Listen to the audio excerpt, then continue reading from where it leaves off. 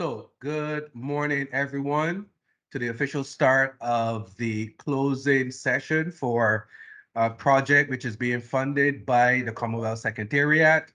We have our two speakers who will present opening remarks.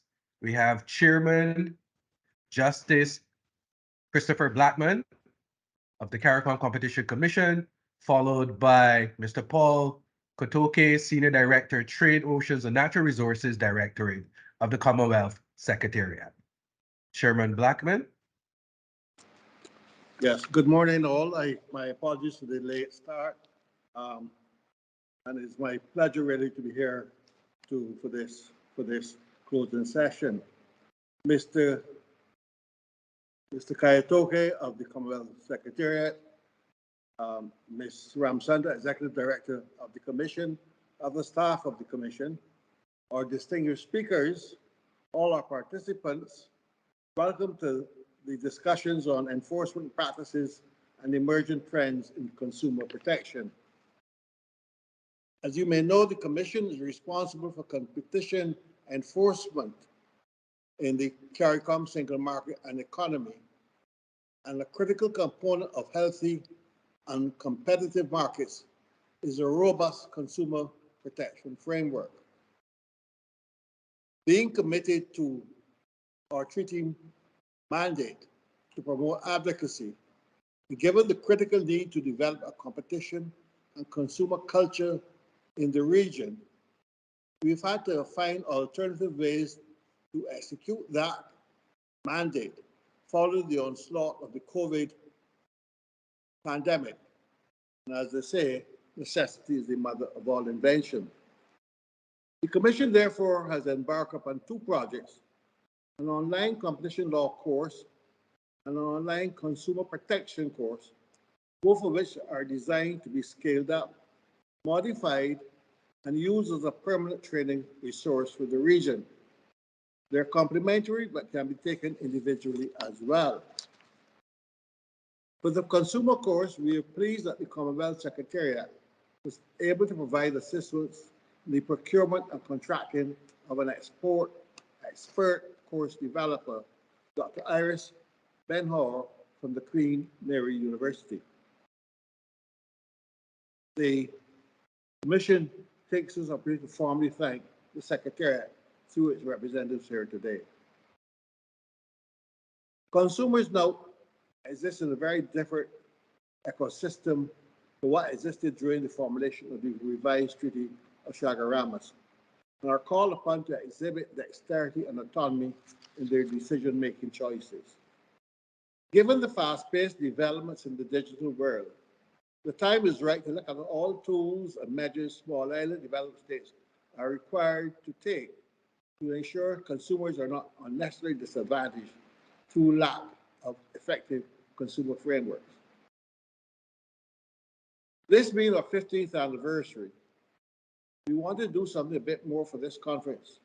And in that regard, we have lined up an impressive bunch of speakers, and we hear perspectives from India, Africa, the United Kingdom, and the European Union with a view of sharing with and learning from our neighbors. I thank Dr. Gulati, who presents to us well into the night right now in India, and our African and British colleagues who come to us in their early to late evening. Dr. Ben-Hur, Mr. Freeman, and Mr. Kamukana. We appreciate your time, knowledge, and willingness to contribute to the CSME region. To all our participants here today who will view this later, thank you for joining us from COMECOM, the CARICOM Single Market, Europe, Africa, and South Pacific. We hope you find the conference and the experience course useful and beneficial. I invite you to stay tuned to our Facebook and LinkedIn pages and website, as we will be releasing a new anniversary series of CCC conversations, sessional, targeted discussions with competition and consumer experts, It is the first release card for later this month. CCC Conversation with Professor Emeritus Eleanor Fox. I look forward to this session and our mutual learning experience.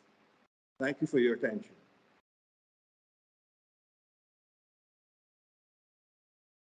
Thank you, Chairman Blackman. Thank you, Chairman Blackman. Mr. Katuke, on behalf of the Commonwealth Secretariat. Good morning and good afternoon from London. Justice Christopher Blackman, Chairman of the CARICOM Competition Commission, Ms. Ramsunda, Executive Director of the CARICOM Competition Commission, Common Official, distinguished guests, ladies and gentlemen. It is certainly my pleasure to be invited today to provide opening remarks on behalf of the Commonwealth Secretariat. The Commonwealth Secretariat is pleased and honored to work in partnership with the CARICOM Competition Commission in the development of online training in consumer protection for the benefit of authorities, policymakers, and civil society, as we understand the integral value of capacity building in strengthening institutional frameworks for consumer protection within the region. The initiative ultimately aims to enable the region to build a cadre of consumer protection officials who will be able to approach traditional as well as new and emerging consumer issues in a harmonized manner. In doing so, this should strengthen the single market initiative of CARICOM, Single Market and Economy, by providing consumers with confidence that deceptive business practices in any member state will be addressed in a consistent fashion by national consumer protection authorities. In this regard, we would like to commend the CARICOM Competition Commission on taking the lead in identifying and focusing upon the key impact upon the consumer of the transition to digital markets.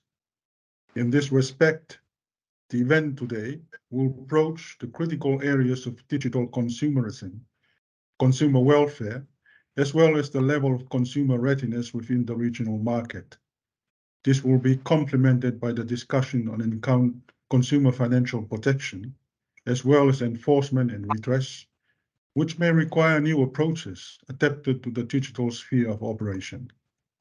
The Commonwealth Secretariat, through the Commonwealth Connectivity Agenda, advocates for the establishment of resilient foundations to support the digital economy and foster economic inclusion. To this end, at the recently concluded Commonwealth Trade Ministers meeting held in London in June of this year, which was attended by many CARICOM member states, the opportunities can be derived from cooperation in promoting coherence in regulatory and policy frameworks governing digital trade and the broader operation of the digital economy was noted. Also, a great importance, the crucial importance of enabling everyone, everywhere to access the benefits of technological change and innovation was emphasized. This is certainly of direct relevance to this laudable initiative today, as we seek to support regulatory alignment that considers regional and international best practice, as well as the adoption of an inclusive approach in addressing the consumer protection that takes into consideration marginalized, disadvantaged, and vulnerable groups who are also valuable members of the digital economy. We are quite heartened to note that today's discussion will foster exchange of ideas and views, as alluded to by the chair, based on presentation perspectives from India, Jamaica, the EU and UK on their consumer protection journey. And I encourage you to share your own challenges and issues as well to enrich the dialogue as we look towards the development of a stronger regional framework. On this note, I would like to wish you a productive conference ahead, and we greatly look forward to working together with the CARICOM Competition Commission in addressing key issues that impact upon digital trade and the broader digital economy. I thank you.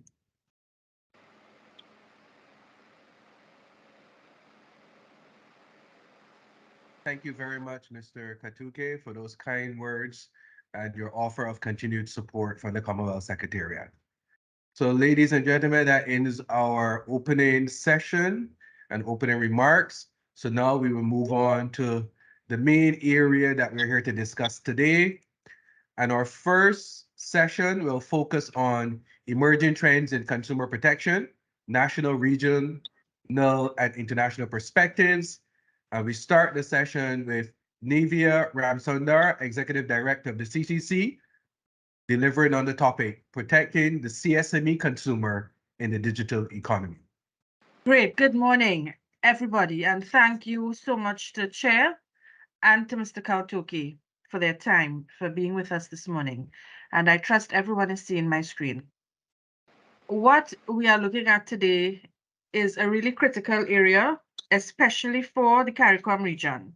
It's not just a simple matter of looking at consumer protection, but it's really looking at how do we protect our consumers in a very fast-paced changing economy.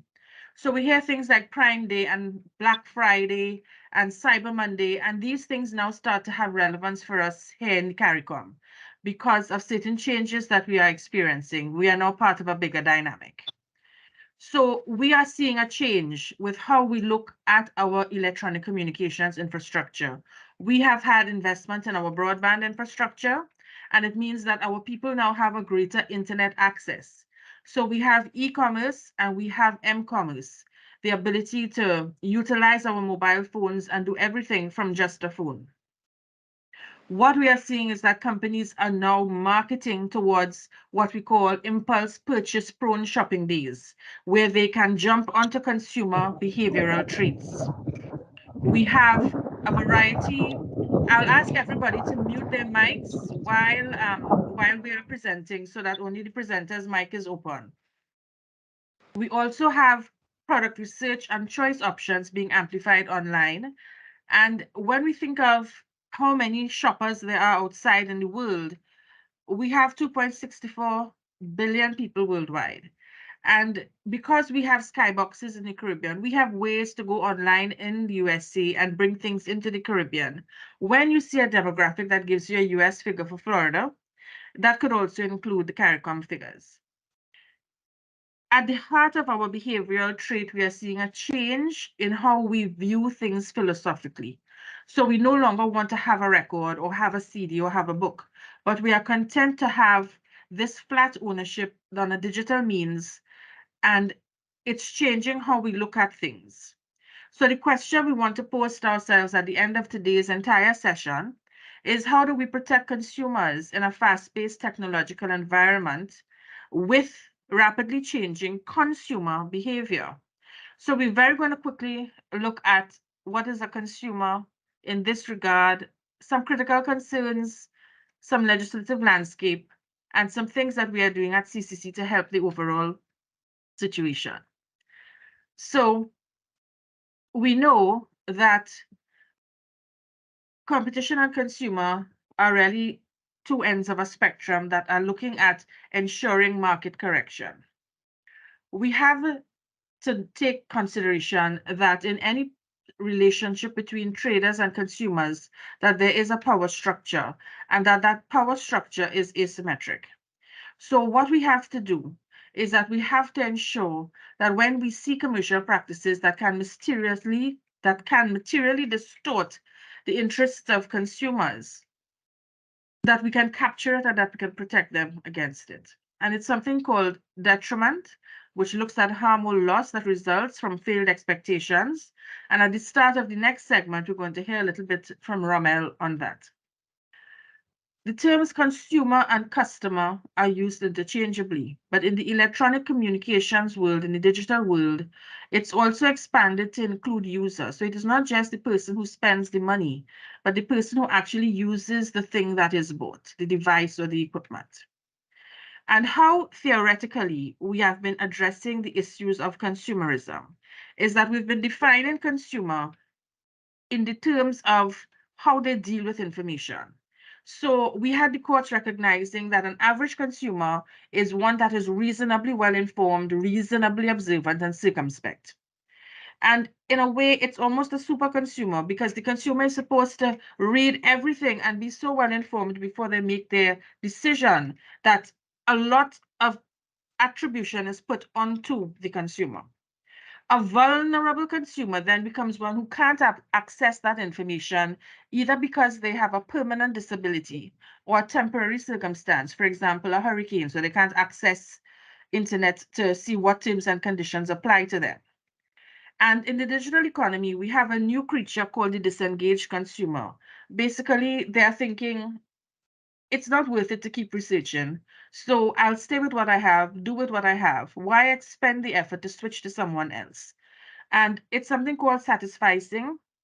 And in a way, we have to look at the disengaged consumer almost as a subset of the vulnerable consumer. And the question we can ask ourselves is, at the end of the day, is the digital economy making everybody to some extent a vulnerable consumer? Because there's always going to be a higher level of asymmetry in the structure of the market. And the consumer here in the CARICOM and the CSME is the same as anywhere else in the world. But in looking at remedies and our placement of how much information we give to the consumer, I thought it, a good thing to just quote Micklitz, because his research is really referring to the amount of information we're throwing onto our consumers as information saturation. And for us to look at whether it really enhances the consumer decision-making process. And recently, the courts in Europe acknowledged that you needed to have that balance between a high level of consumer protection and allowing businesses to be competitive. And this one is really good for our purposes today with the digital economy, because the courts held that it was okay for Amazon to have a chat function as an ability for consumers to reach out to the providers and not just have a number and an email, which was the traditional way of getting hold of consumer assistance. So looking at what's been happening, we've been having a bilateral relationship between the trader and the consumer, now being changed into a trilateral. Because what you have is you have an intermediary or that platform economy that's now helping facilitate how things are sold, how things are bought, how things are advertised. You also have the high use of artificial intelligence that is changing the way contracts are established, executed, and even the very way they are marketed by sensing what you want based on your patterns that you display online. So there are a few key consumer concerns for this type of platform-based economy, especially those that are free at source, such as a search engine or an Amazon or an eBay. We note that there's an asymmetrical situation happening with information on how strong you are in your bargaining position.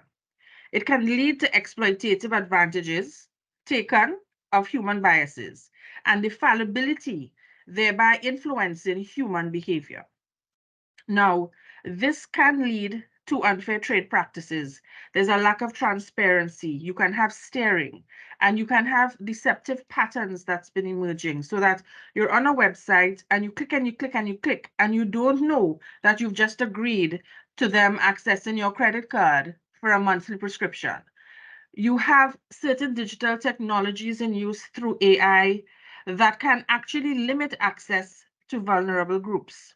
It can actually limit how well you can enter a transaction because you don't have the digital education or the digital access.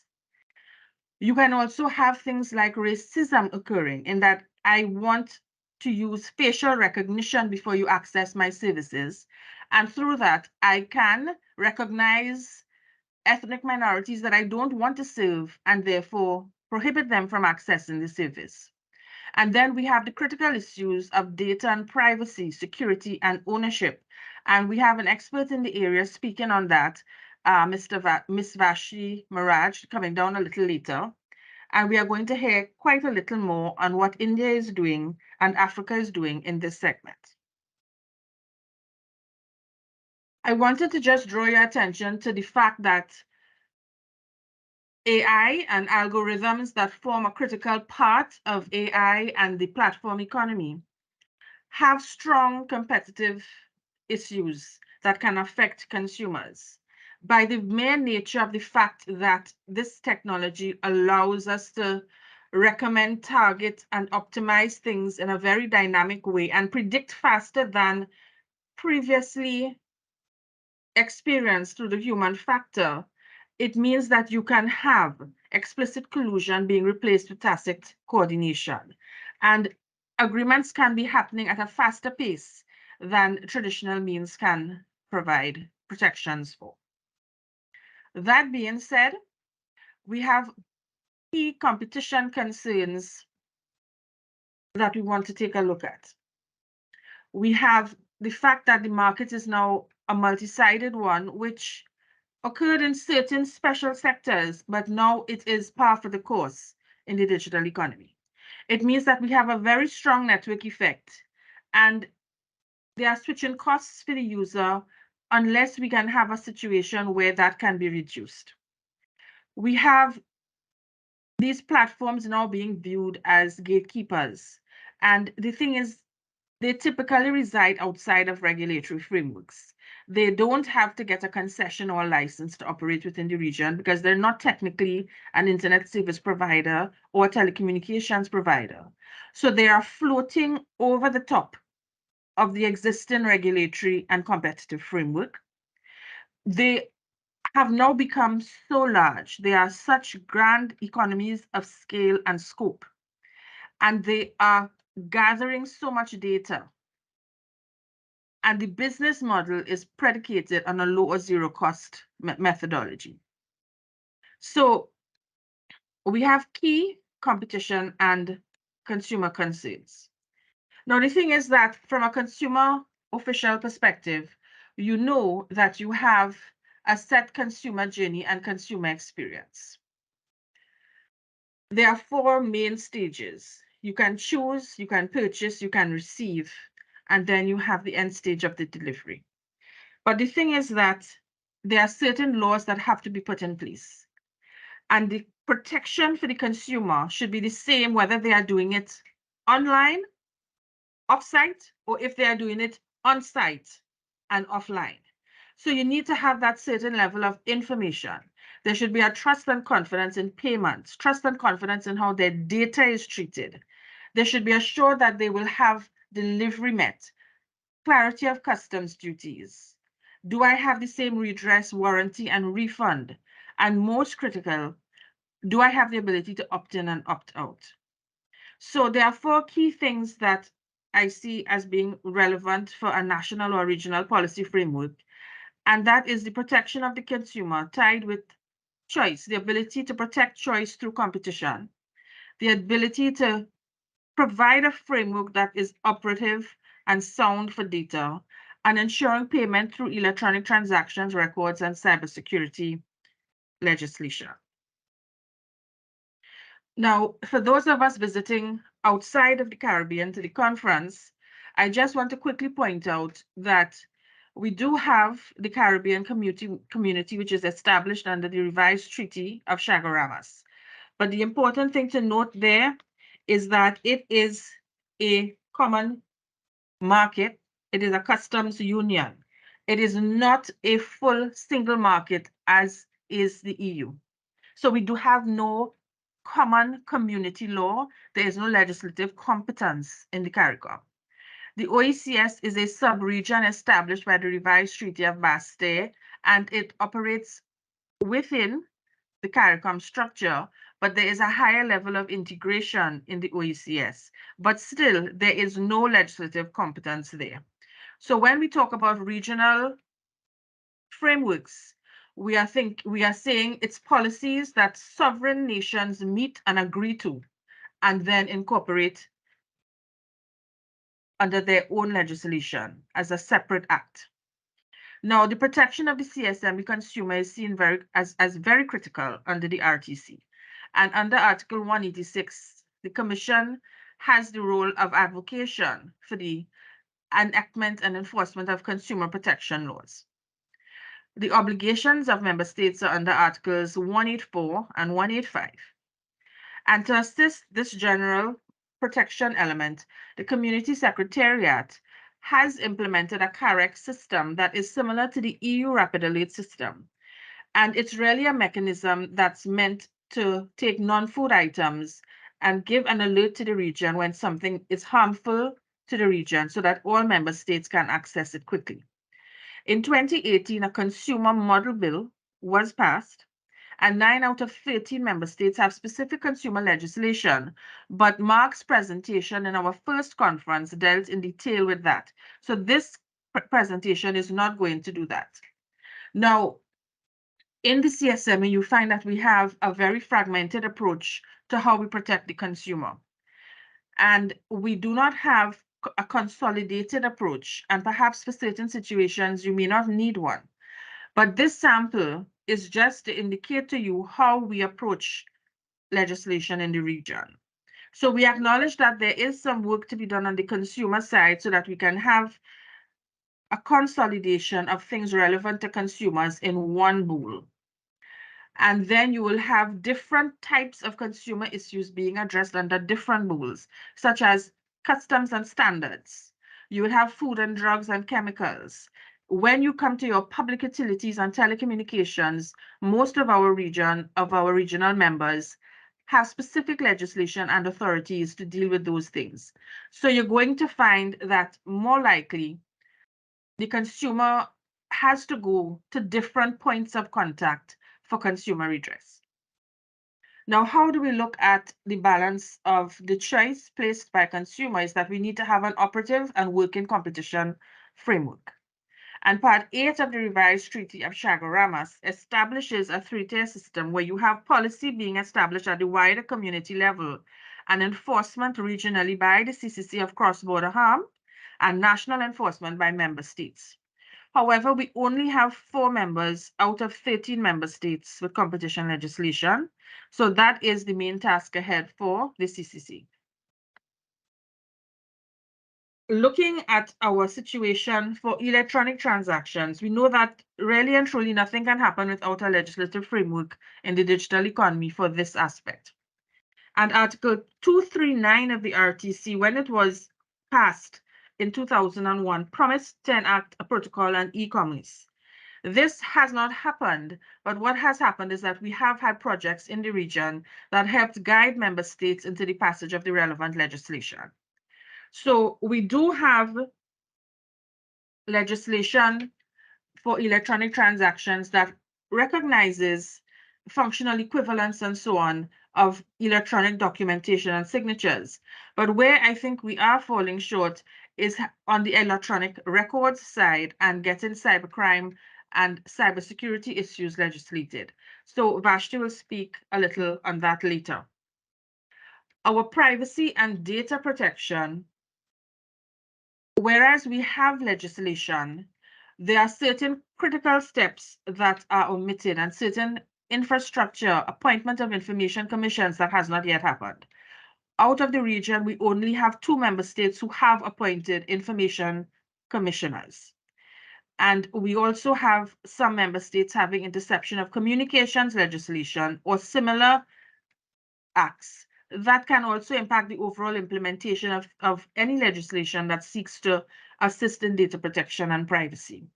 So having only 6 out of 15 member states with no data protection law, we need to address that. But most importantly, every time you click online, even if it is for something as simple as research, you are giving something of yourself away.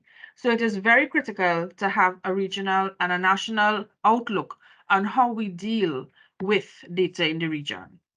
So we can acknowledge that we have certain imbalances because naturally speaking, even though in the region we carve ourselves up into most developed and less developed member states, out there, outside of the region, we are all seen as small island developing economies. And the thing is that whereas we can say we are better than where we were before, because even though we were lower than the rest of the world, recent reports in 2022 place us a bit higher than the other two groups in all indices of the SIDS, we need to understand our consumer in the region and how safe they feel to use the services that we are trying to provide. And PwC Digital Nation Survey in 2022 reviewed the use of government online services. And it stated that 55% were deterred in using these services because of security concerns on how their data would be firstly stored and then shared. And whereas quite a bit, 66 advocated use, 46% accessed government via online channels, but 51 were neutral on government use of the responsibility in using that data. So we acknowledge that we have a fragmented legislative and policy landscape, but we still can score high because this is what we do in the Caribbean. We know how to cram for that exam. So we score high on the e-government development index. And we've got Barbados placed at 62, Trinidad and Tobago at 81, the lowest ranking Belize at 136, Haiti at 180. So we've got it at both ends of the spectrum, the higher and the lower.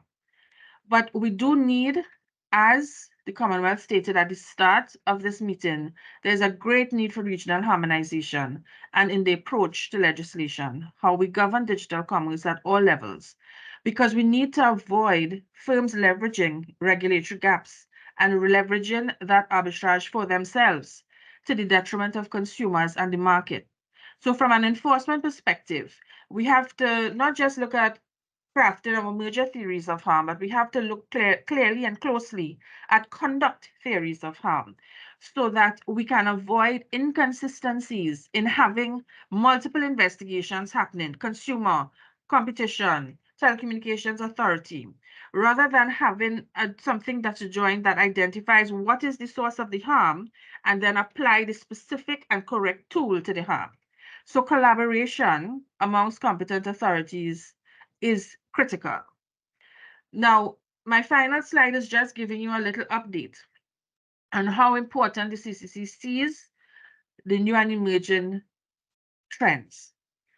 Part of our work program this year, and we are almost complete, is a Commonwealth Secretariat funded consultancy that looks at the study of data protection and privacy impact in the regulation of competition and consumer protection for digital markets.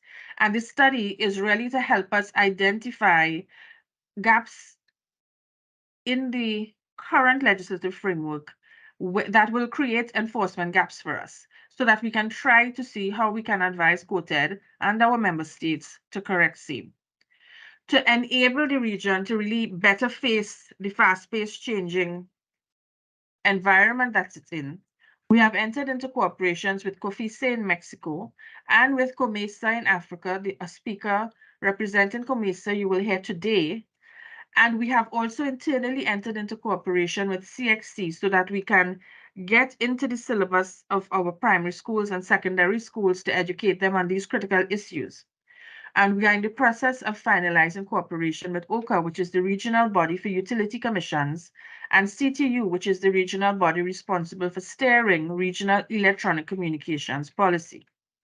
So we have been working for our consumer and our competition and a consumer protection side, and we look forward to today's meeting, helping us in the region understand where we are going and what we have to do, and also sharing this knowledge with all those who have joined on. So thank you very much, Mr. Headley, and thank you, team.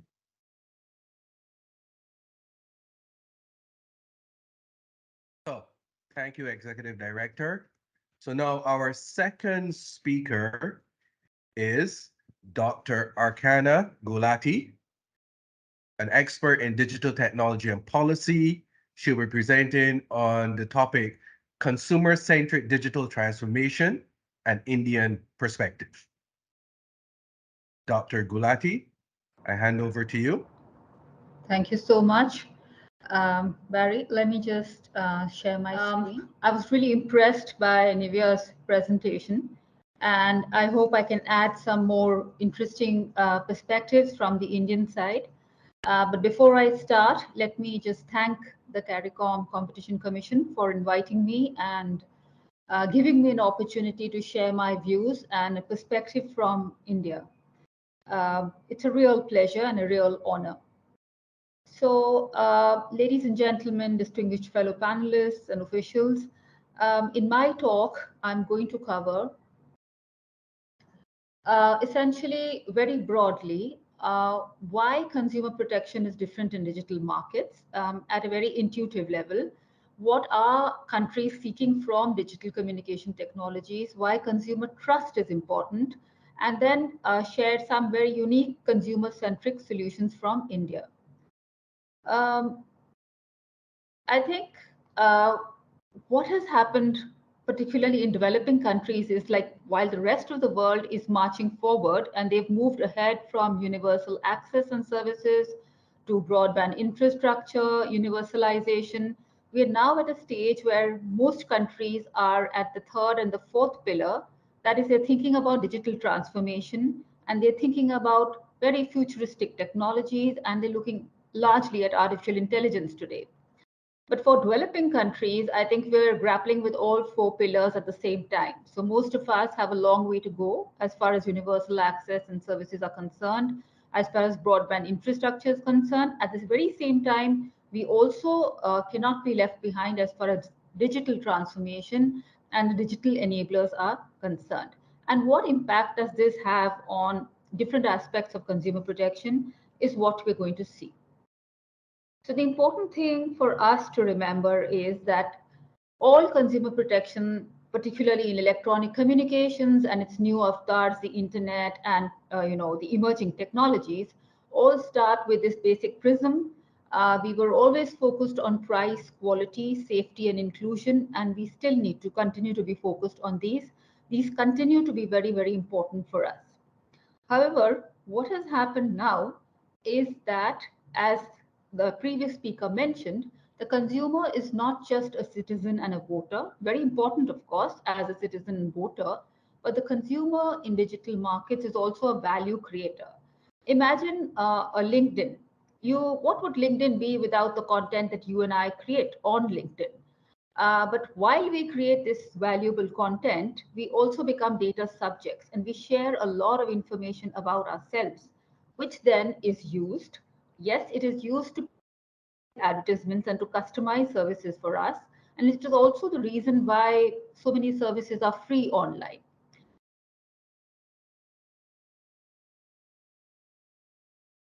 Where the nature of consumer protection then changes. But the consumer continues to be very important to lawmakers as the voter and continues to be very important to states, regulators, and policymakers as the citizen. So I have no sympathies. I have the digital regulators and policymakers have my full sympathies because the gamut of policy issues that we have to deal with now is just phenomenal. I mean, look at the slide. It's not just price, quality, and safety and inclusion that we're looking at. There are so many different facets of digital regulation that we are grappling with, and it's no wonder then that we have so many regulations and we have so many different regulatory authorities. And I think AI and emerging technologies have captured our imagination today because we're going into a future which is going to look very different. Nobody knows what it's going to look like, but it is clear that we need to be very careful as we step into that future. But there are lots of boxes over there which are question marks because we don't know what else is coming up. All we can say is that the foundations of consumer protection don't really change. They remain the same. So what are these foundations? For one thing, the three critical actors over here, the state, the consumer, and the industry, all need to trust each other. And without this trust, digital transformation is not possible. If this doesn't sound plausible, I can explain it more. Can you imagine how you could possibly achieve universal to come from both the public and the private sector? Innovation has to come from the private sector, from the public sector, and it requires an environment where there's regulatory stability, there's regulatory certainty, and people feel like investing and then they feel confident about investing. That's a question of trust between the state and the industry. The next thing that you do is you want to have availability of digital communications and services. You want it to be accessible so that people can actually use it. But people may not still use it. They won't use it if they feel it is overwhelming, they don't have the digital skills to use it, or they don't trust it. Adoption hinges on trust. You can enforce or force people to adopt digital services, but the kind of digital transformation that governments want and the kind of digital transformation that will really benefit consumers and achieve the full potential of what digital services can offer requires trust. And that is why trust becomes so very central when we talk about consumer protection or we talk about digital transformation. Now, when you are trying to regulate in the digital sector, it's very important to factor in stakeholder motivations. And I think this lies at the base of good regulation. We're all out there to solve problems and to achieve our goals, but these three stakeholders have to understand each other and work together. Only then can we actually achieve the kind of digital transformation or the kind of potential that we're looking at. Now, the ideal situation would be that industry brings in the innovation, and that innovation is good innovation. It brings in the investment, brings in useful services, and avoids harming consumers. The other side of the situation from the regulatory point of view would be that there isn't over-regulation. It's just the right amount of regulation. It promotes investment and innovation. There's regulatory certainty, which brings forth investment. And of course, the regulator is protecting consumers. The problem happens when this dialogue breaks down, when industry actually operates in a way that is in a way selfish because they don't realize that their short-term profit motives can actually harm them in the long run.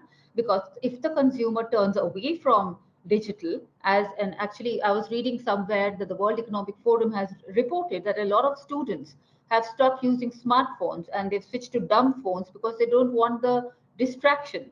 Now, perhaps if there wasn't so much of behavioral advertisement and there wasn't so much content which is designed to hook us, and as the previous speaker mentioned, the deceptive patterns or the dark patterns, perhaps we wouldn't be forced to take such severe measures. So I'm sure industry doesn't want us to stop as consumers using digital services. Neither do the governments want it, and neither is it good for consumers. So this dialogue, when it breaks down, then the dissonance steps in. And then what happens is you have a situation where industry could have corrected itself. They didn't course correct. They did too little and too late.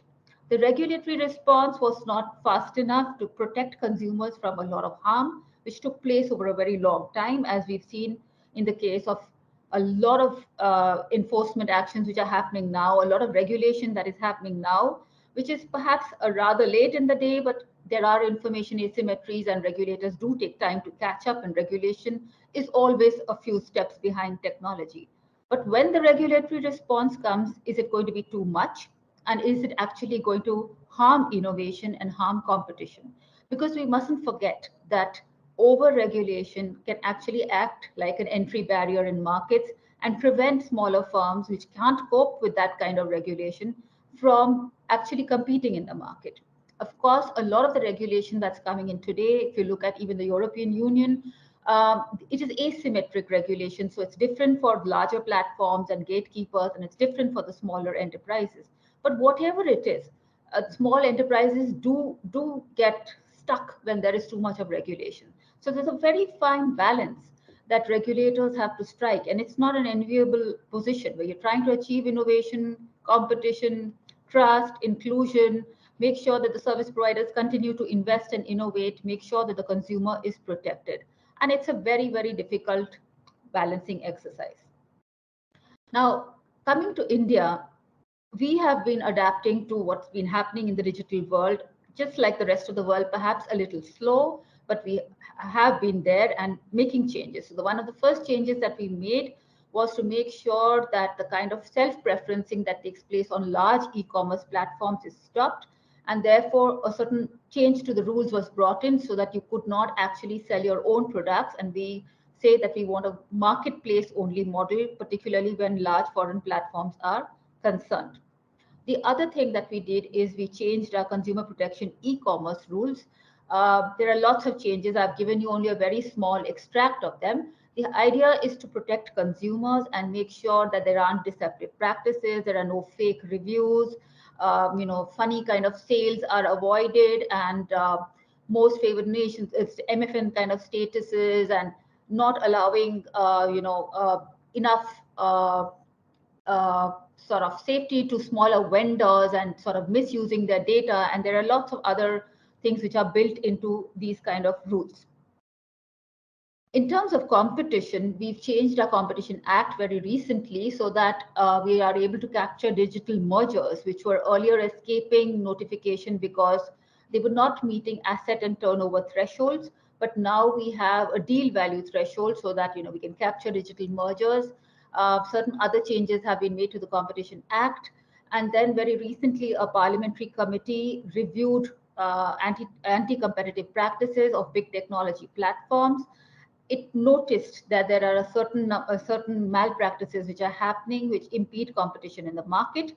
As you can see on the screen, nothing very unique to India, since these platforms are global, the internet is global, the findings are also very much in tune with what is happening in the rest of the world.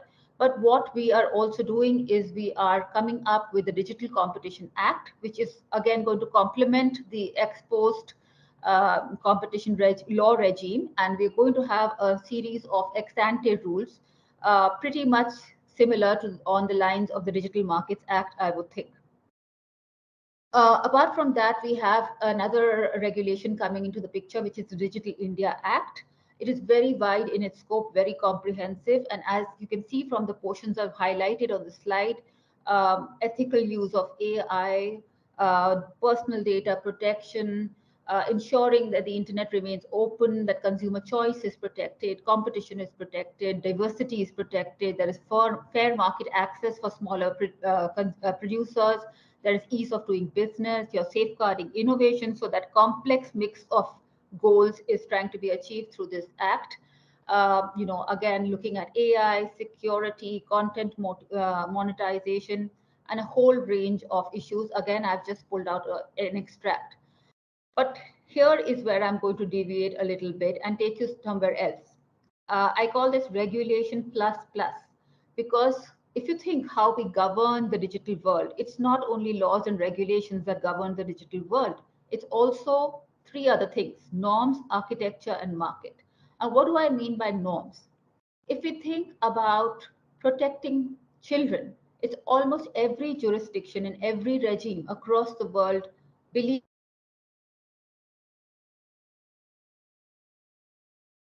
track children's activities online.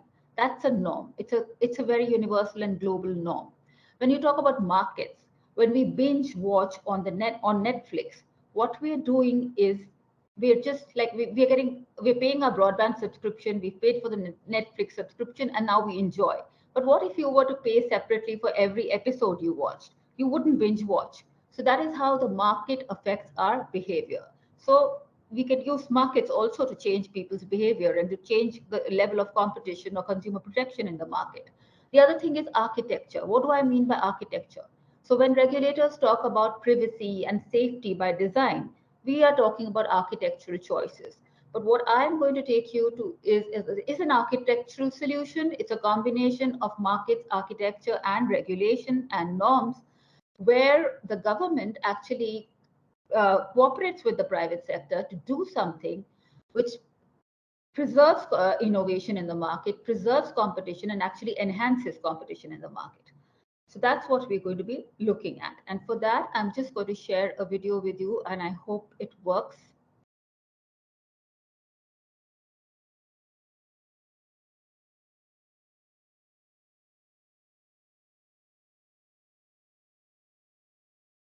We're not hearing, but we are seeing. Okay. I apologize for that. I think it's something to do with the settings on Teams. So would it be okay to hear it with the captions, and you can share it with your participants later? Could you just see the captions? All right. Yes, we can do that. All right, great.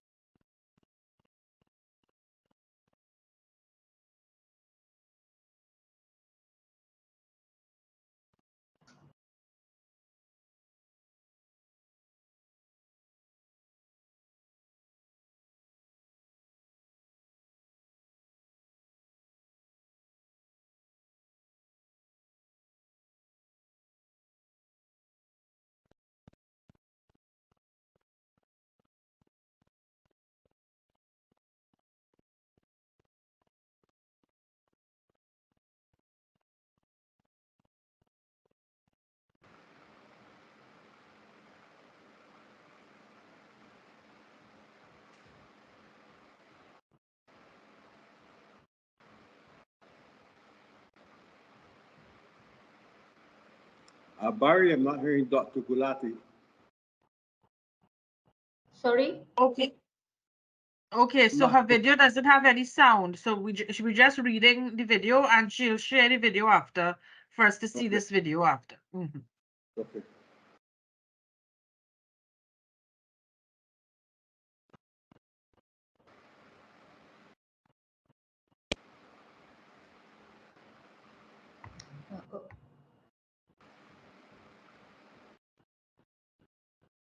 All right.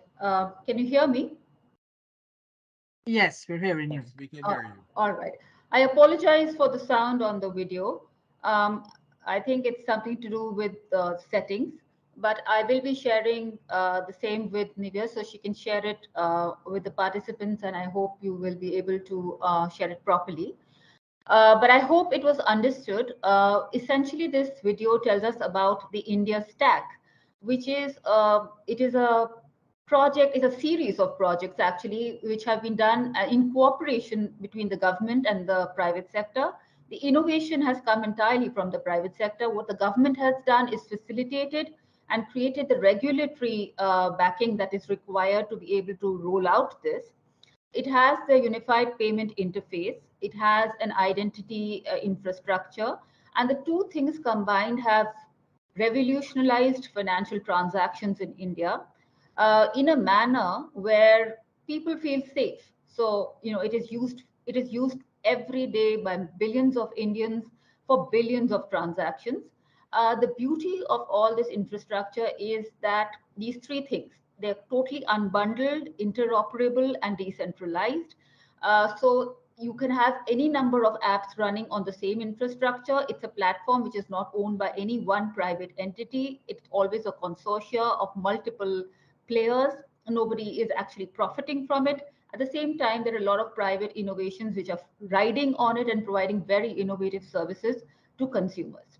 So we have, you saw there's a DigiLocker, which is like a cloud, which is available to the public to use. So you have public infrastructure provided by the private sector.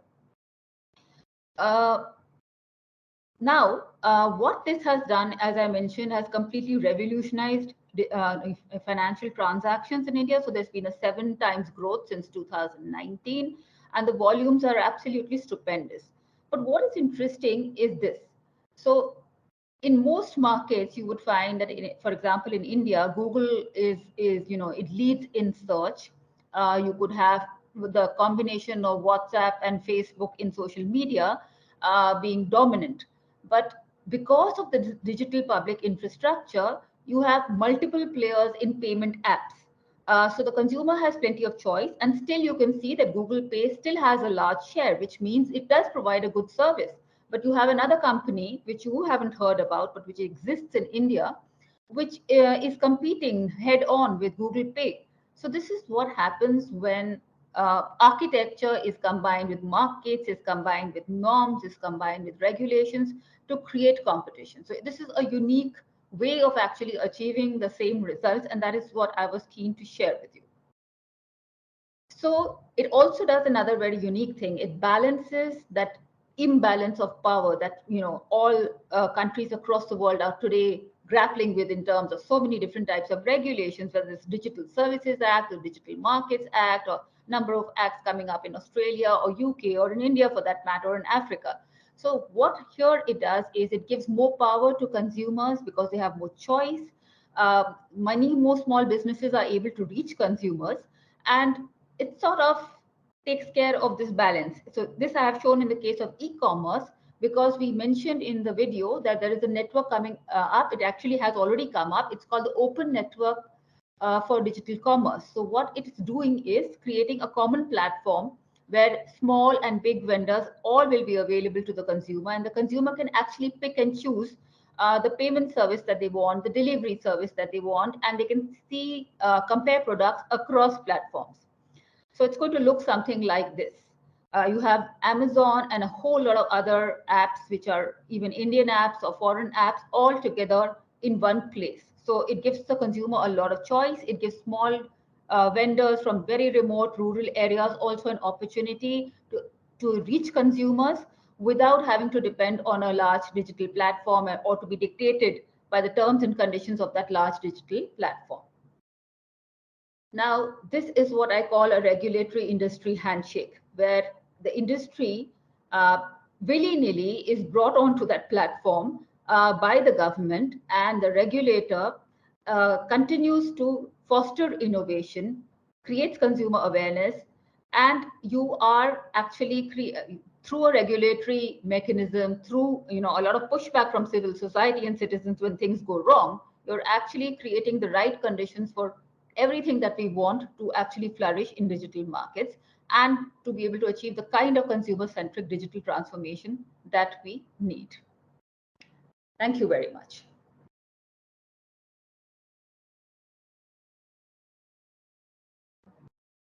Thank you very much, Dr. Gulati. That was very interesting and informative, and I'm sure our colleagues online have learned a lot more from the public-private sector partnership that you advocate.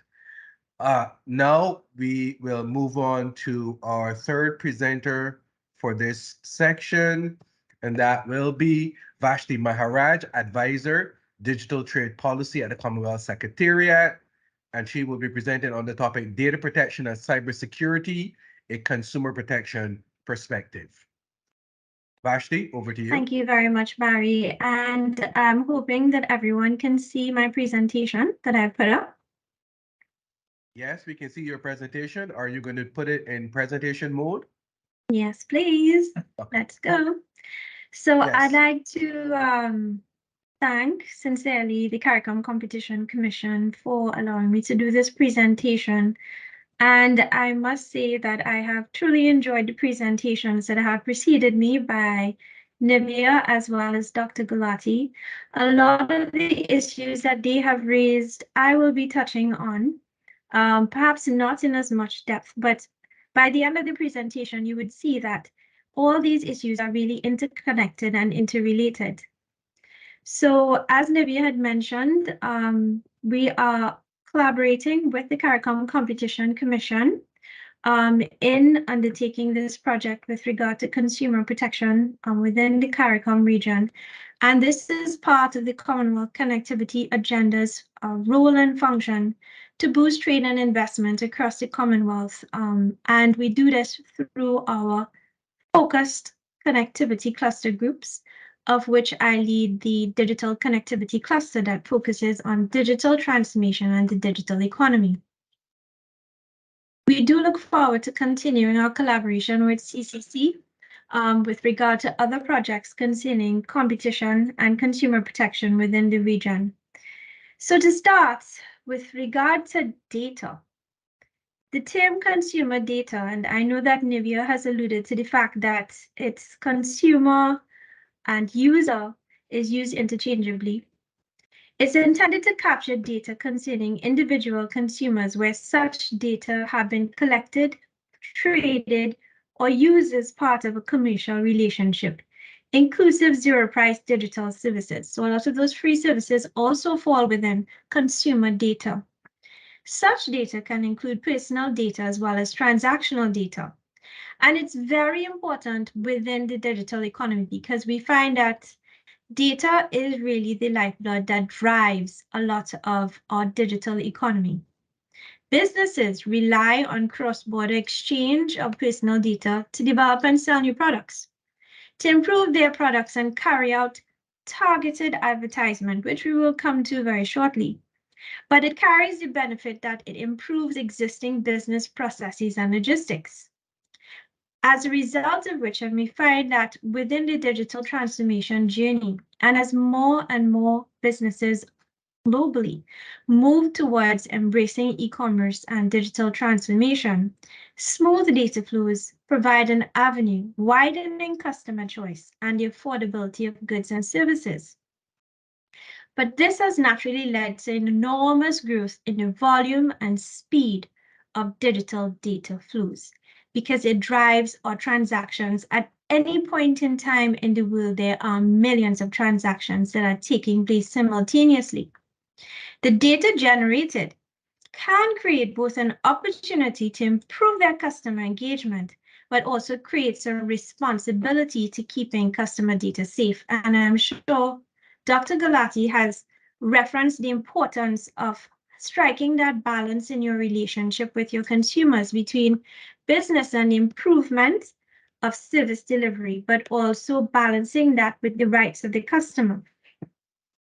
We have found that the prevalent exchange of data has given rise to grave concerns by governments and citizens about the effects of information being used and collected, often without the knowledge of data subjects. And the Caribbean is no exception to this, because we are all aware, and I'm sure every single one of you shops online, and you do your shopping and your purchasing within global markets, not just a regional market. The question is, do you have knowledge or even control of what is being done with your personal information?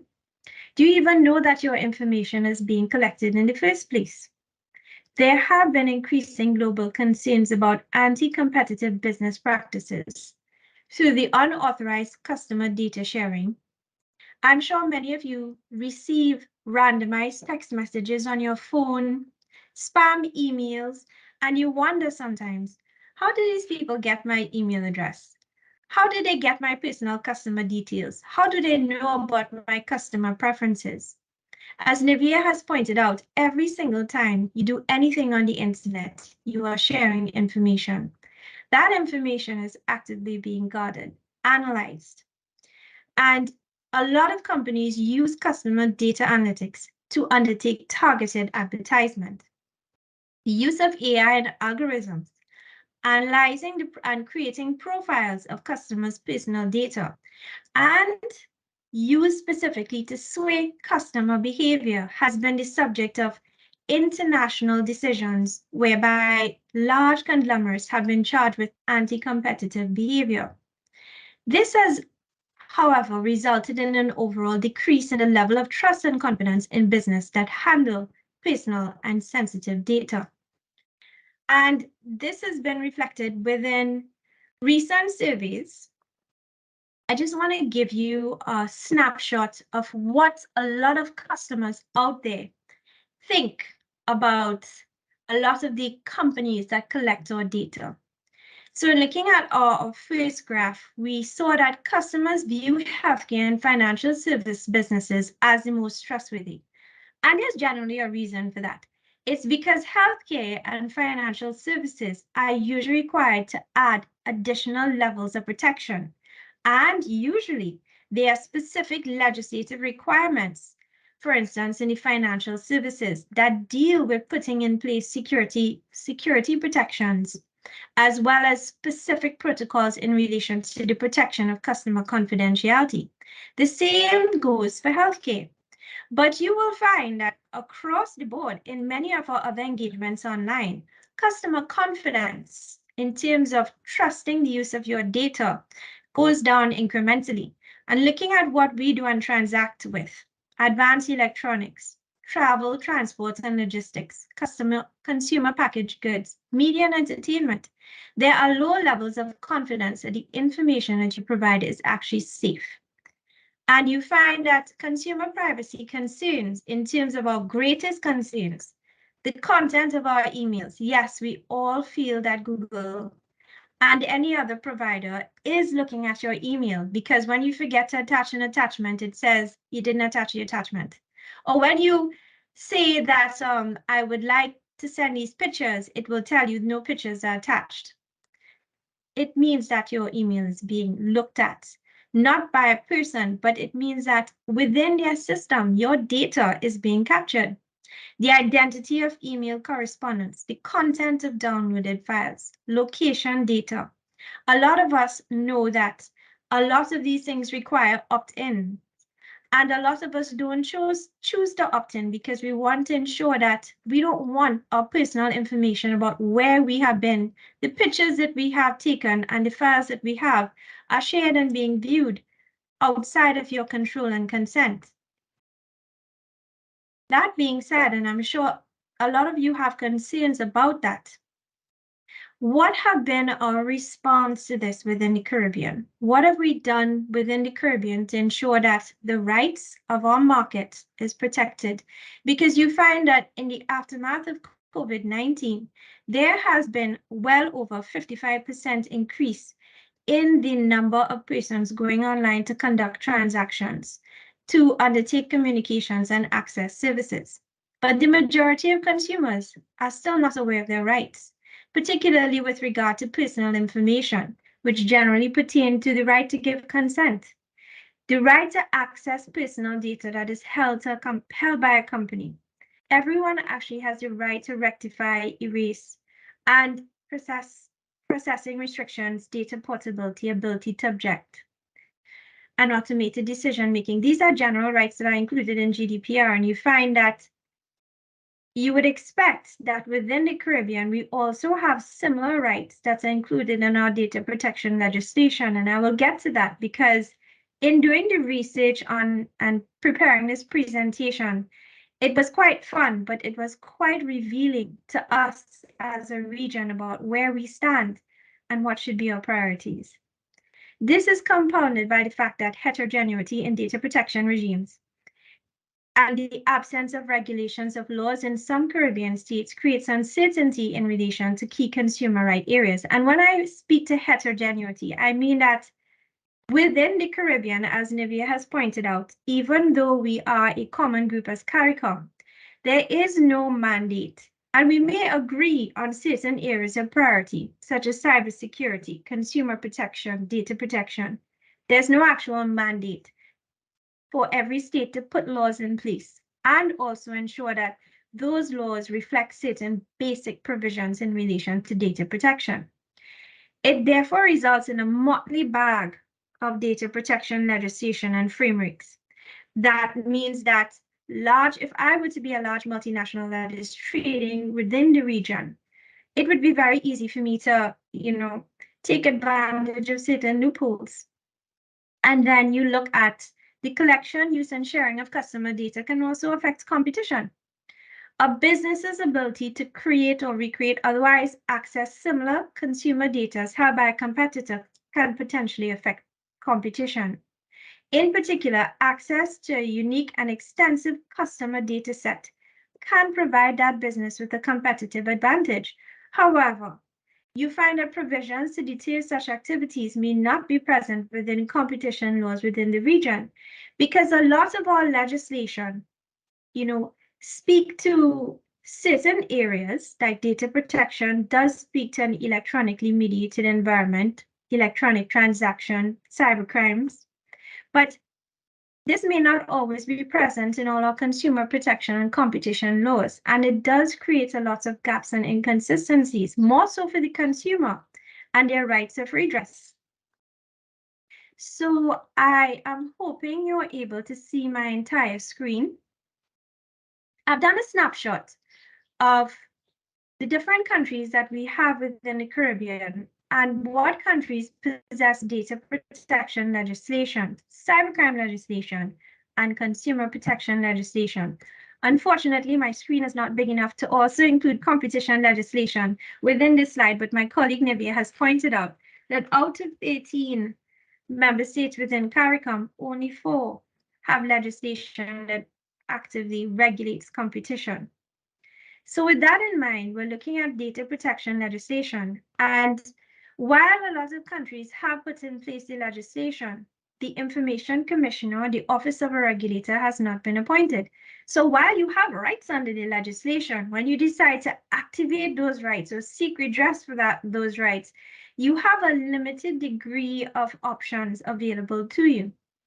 In terms of cybercrime legislation, which I will get to further in this presentation, you find that countries have undertaken amendments to their cybercrime legislation, some more recent than others, but there is no consistency in terms of common principles with regard to cybercrime, and that failure for regulatory coherence means that a lot of cyber criminals are actively exploring loopholes, and I'll get to some of the examples just now. In terms of consumer protection legislation, however, above all else, I can say that the majority of them are severely outdated. We even have a lot of them, a lot of countries still have some of their ordinances from colonial times. And even while we do have some legislation that has moved forward, a lot of them would have been in the early 2000s. And part of this discussion is that there have been changes in not just consumer patterns, business patterns, but there have been changes within our digital ecosystem with regard to how people operate within digital markets. And you find that a lot of our legislation, even our regulations and our guidelines, do not really capture this. So for customers, it sort of creates a lacuna, or it creates a degree of limbo for them, which it is posited should be addressed. A lot of times, and I put it to you, that cybersecurity, when it comes to consumer protection, cybersecurity and data protection go hand in hand. Because as Dr. Gulati had pointed out, you will never get adoption of e-commerce and market systems in terms of online markets without that level of trust and confidence in doing business, no matter how complicated, sophisticated, or extensive your system is. If people don't feel that they can trust the services that you offer in putting forward their personal and financial details, then you'll have limited degrees of take-up. So digital trust is really our baseline foundation. And it's the confidence in the relationship and transactions among providers and consumers within the digital ecosystem. This includes the ability of people, organizations, and processes to create and maintain a digital world. And you notice that I have not just said, oh, this means the government needs to create a legal framework. No.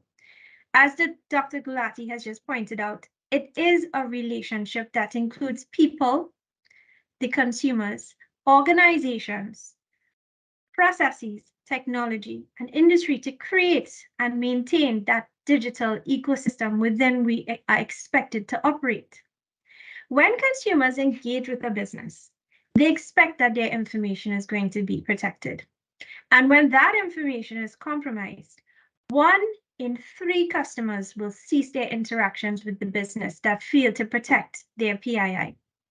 You find that based on recent global cybersecurity attacks, where there has been mass exposure of sensitive information, financial information, over 51% of those customers would have indicated that they no longer would like to do business with that company. You find that even though data is your new goal, the consumer is still king, because you have the ability to now control what you will and will not engage in and accept with businesses. And it does to a large degree put businesses or whole businesses accountable. After an initial cyber attack occurs, the lasting impacts of that attack continue not just for the time that the services are not available or the system is down. If customers' data is stolen during cybercrimes and are subsequently sold to malicious actors, one attack can turn into a headache of fraud, identity theft, social engineering scams for the reasonable future. So it's not just, I've had an attack, it was awful, let's move on. It can have future and recurring detriments. Cyber attacks that compromise personal medical information in the healthcare industry, important financial details, can also cause emotional and financial distress. And within the Caribbean, we are no strangers to this. I'd like to draw to or ask you to recollect or jog your memory for that recent attack, I think it was last year or the year before, with regard to Massy stores and Massy distribution companies, where there was a hack and then there was a ransomware attack where they said that we will hold your data unless you pay us a ransom. But 5 months after that attack, 17 gigabytes of data was dumped on the internet. And this included names, addresses, taxpayer registration numbers, signatures of Massy employees and contractors. And that therefore means that outside of the attack itself, which crippled the services, you still had potential customers and contractors being susceptible to identity theft or similar types of attacks. The similar occasion occurred with regard to Answer McCall up to very recently, when there was a ransomware attack, and then you found that a lot of information was dumped on the open internet because it was alleged that they did not pay the ransom.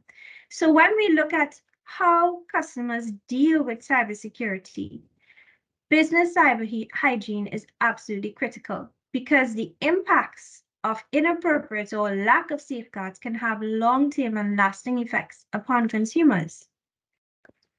So let's look at regional trends. I am referencing this information from a recent paper published in the Commonwealth Cybercrime Journal. We're looking at the number of compromised accounts across the Caribbean, and this would be email and online accounts. We found that within Jamaica, there was the highest number, and this would have been in 2021. So this is at the height of COVID, everybody's online, everybody's using this for communication.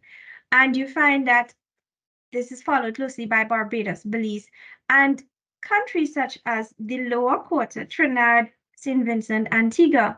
There was a direct correlation between having adequate safeguards with regard to internet servers and also solutions and firewalls, information security solutions that actually served as a positive deterrent with regard to the compromise of accounts.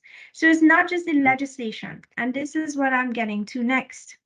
It is very important that businesses, as part of their design, as part of their business structure, establish institutional safeguards that implement secure internet infrastructure, monitoring solutions, a strong incident response team backed up by an incident response plan.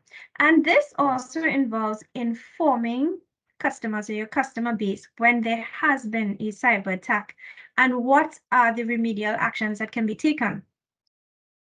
It is also important, outside of just frameworks, that there's a lot of public education campaigns.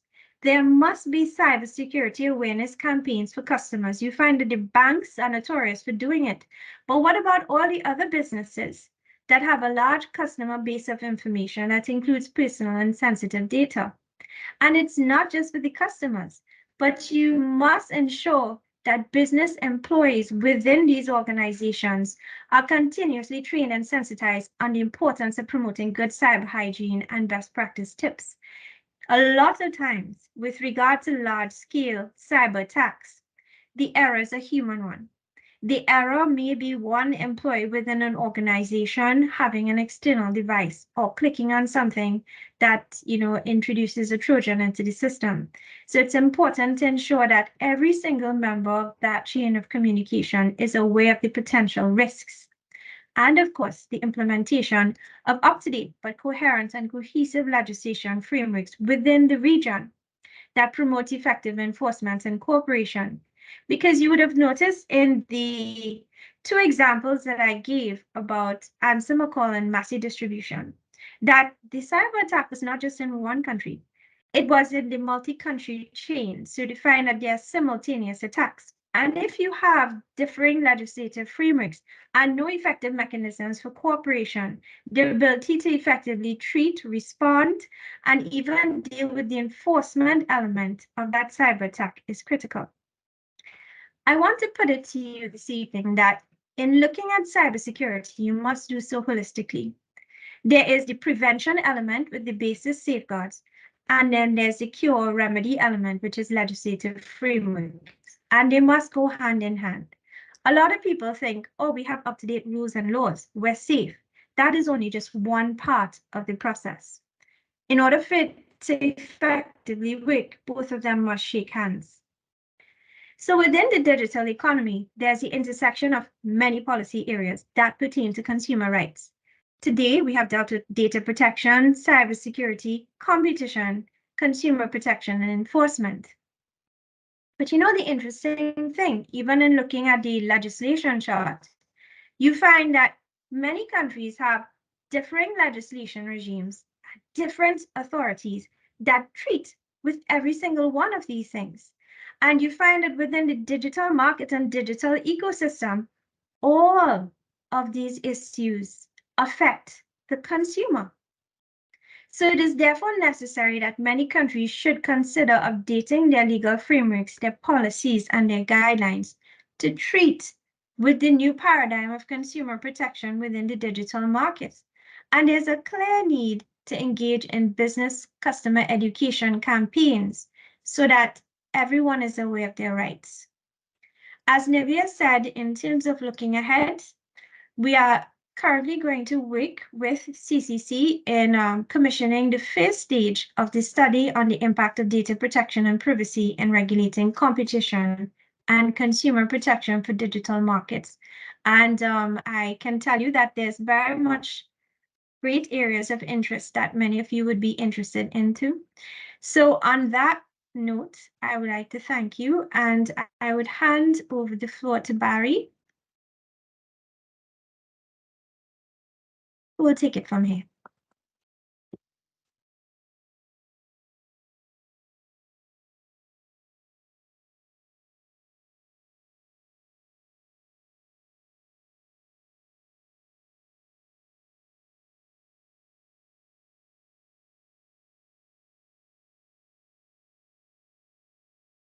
Barry, unmute yourself. Yes, thank you very much, Vashti. That was most informative. We have one question so far, and that question speaks to what regulatory action can be taken against companies with lax safeguards against cybersecurity measures. I don't know which of the panel might want to address it. I know Vashti, I think, started to address some of those at the end of her presentation, but Director Ramsundar or Dr. Gulati, would you all want to take a bite at that particular question? You know, I say Vashti is smiling because she was all ready to answer first, you know. So I'm going to let my guests go first because I cannot have my fair and impartial outlook, you know, affect the proceedings, Barry. I think Vashti should answer that question. I think she's best placed to answer that question. Thank you so much, colleagues, for throwing me under the bus. So I think, you know, there are, for instance, within the Caribbean, there are legislative instruments that do put in place the responsibility, a corporate responsibility with regard to cyber attacks. But you find that a lot of the cyber legislation, as I've mentioned, deal with what happens when you've been attacked. What happens when your systems have been infringed? What are the laws that pertain to online harassment and the like? I think what needs to be done, and this is something that a lot of consumer protection authorities are advocating, is put into their updated consumer protection laws, that there must be an obligation that is to be placed on companies and businesses to ensure that there are adequate cyber safeguards within their operations. I am thinking that that would be the best way in which we can address this. And I can now defer to my colleagues, Nivea and Dr. Gulati, for their opinions on this as well. But thank you, Vashti, you answered it well. But the thing is, the point of the regulatory action really comes into, is the company a regulated entity or not? If the entity is regulated, then you can look at the legal systems and the licenses and concessions that tie the entity to a regulator so that your remedies can fall through that line.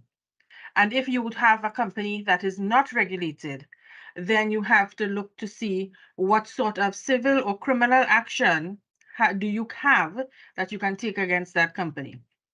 Now, there are risks and benefits to looking at each bowl of remedies, whether it's a civil or a criminal. But technically speaking, when you have something that is a cybersecurity risk, it tends to fall into the criminal realm. And that is the harshest realm. You've done something wrong and you have a criminal offense that you are charged with as a company to deal with. And that may or may not necessarily address consumer harm. So alongside of the criminal realm, you need to have that civil realm where the consumer can either seek damages or some form of redress. And the point that all three speakers have made in this segment this morning is cooperation. You can't just have one arm dealing with the harm. Sorry to sound like Sesame Street, but you actually have to have all three joining, all the types joining so that you can, what I said before, once you identify the harm, you can apply the appropriate tool. So it may not necessarily be something that you have to prosecute the company for, but it may be something where you have to compel them into some form of remedial action for the consumer or the group of consumers that were harmed. So I think that is how I would answer that question. And I also see Anne Marie's hand is up. So I will go on mute so she can raise her question, Barry. Dr. Gulati, do you have any comments on the question? Yeah, I could just add one point. I think both the other speakers have answered it perfectly. Both of them have made very valid points. Yeah, I think Nivea is correct that when you have regulated entities, it's easier to act. And if you see the current trend of ex-ante regulation or data protection regulation, there are asymmetric requirements. So you have larger platforms which probably have a larger impact, or the larger companies whose cybersecurity, incidents are going to have a greater impact, which tend to be regulated very strictly, and probably they'll be subject to audits, and they require many often to have data protection officers and the required systems in place. And definitely, if there's a breach over there, or it's found that they're not following the law, they are going to be held to task. But when it comes to the smaller entities, one has to balance that. The balance has to be there, that you're not over regulating and you're not putting onerous conditions on them. So it's a very fine balance that you have to strike. And then obviously, as Nivea said, you can fall back on civil and criminal law. That's all I wanted to add.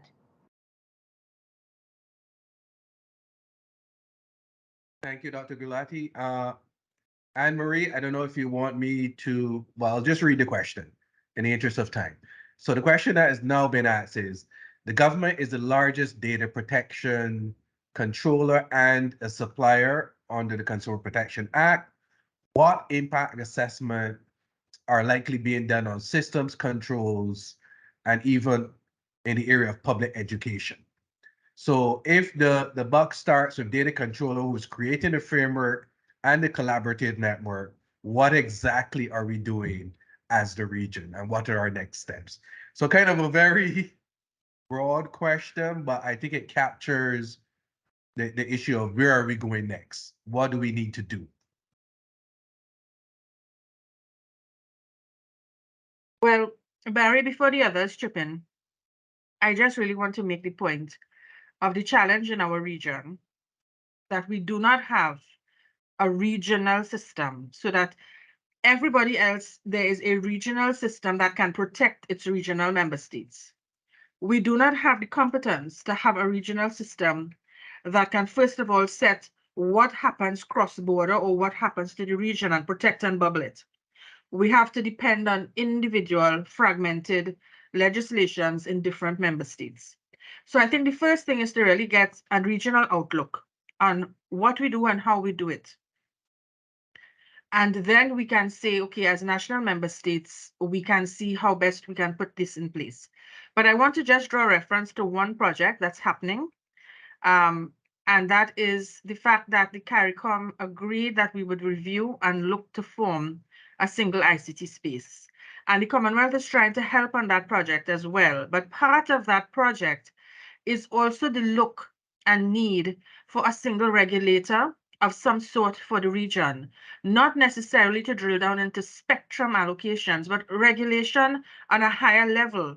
And the protection element is one that I see falling fairly there, because it's just not economically feasible to think about a regional data protection or consumer regulator, because CCC does have the consumer element that we can assist with. But when it comes to the wider element of data, how can that data protection element fall within to the possible, in the dream pie in the sky, single ICT regulator? So I think that is what I would say at that point. And I don't know if Vashti and Ashana have additional comments. I do know that the project is one that's close to Vashti's heart. Thank you for that. Nivea, you are absolutely right.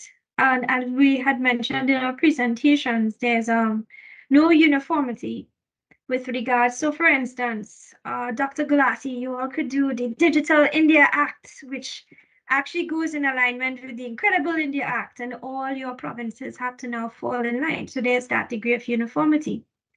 To answer the question specifically, mindful of that contingency, I would say that within the data protection legislation.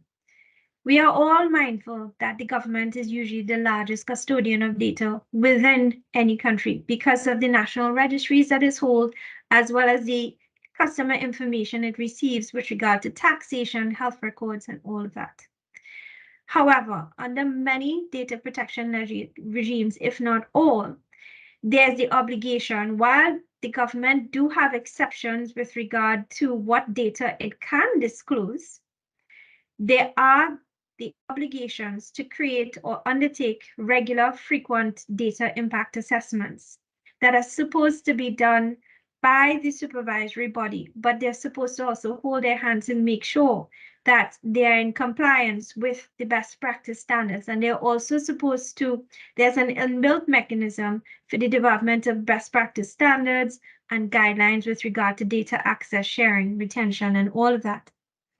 That being said, the legislation usually outlines the lofty aspiration. And yes, Dr. Gulati, you said the legislation should also have customer expectations. All of that being said, we still don't have, most of us still don't have the implementation body to make those expectations or anticipations occur. And that is something that is of great priority to us, because one of the things that we have noted, even on the cybersecurity index in terms of our indices and our levels of attack, you find that more and more people are going online to do business, and this includes doing business with the government. This includes our education, our health, and our taxes. So if you're going to collect all these information, you have an even greater responsibility and onus to put in place what we call the appropriate safeguards. I hope that to some degree answers your question. Thank you, Dr. Gulati. You could say India is undertaking one of those big experiments, so your perspective would be greatly appreciated and how the government of India is addressing some of these concerns. Yeah, I think it's an amazing question. It has two aspects to that. One is the government as a data controller itself, and I think it's a little bit of how effective is the government when it comes to imposing data protection.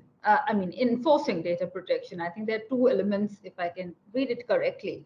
So I think the first one is the tricky part, because as we all know, it's easy to make regulations, it's very difficult to implement them.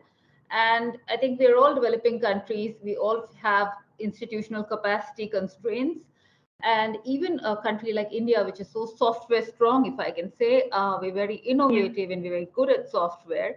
But and we have all the cybersecurity elements in place.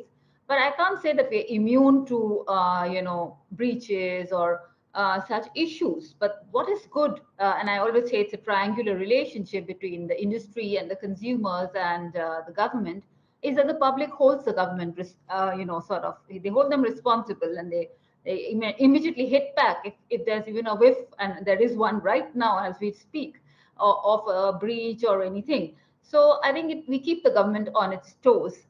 So I think when we come to consumer protection, the biggest element of consumer protection is the consumer themselves and what they demand from the government and what they insist on.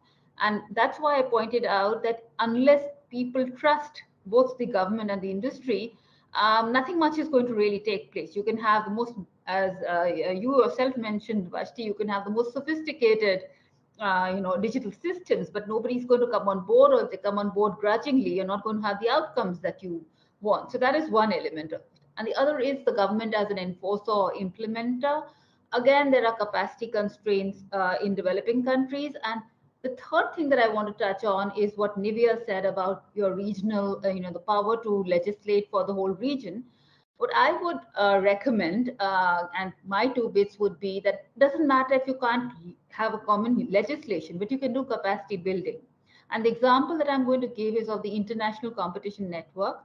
This is not a UN body. This is not something that has a mandate or has any statutory powers, but it is such a great capacity building organization consisting of competition authorities and the competition industry, that best practices do get shared and implemented, and it's actually used for a lot of cooperation on merger control, etc. So I think we can adopt models which don't necessarily have to have the backing of the law. That's all I'd like to say. Thank you. Thank you very much to our three presenters. I think they did an amazing job today. And we thank you and appreciate the time and effort you gave, especially Vashti and Dr. Gulati, because I know it's way past your bedtime. So thank you very much for giving us your time and your knowledge and expertise tonight.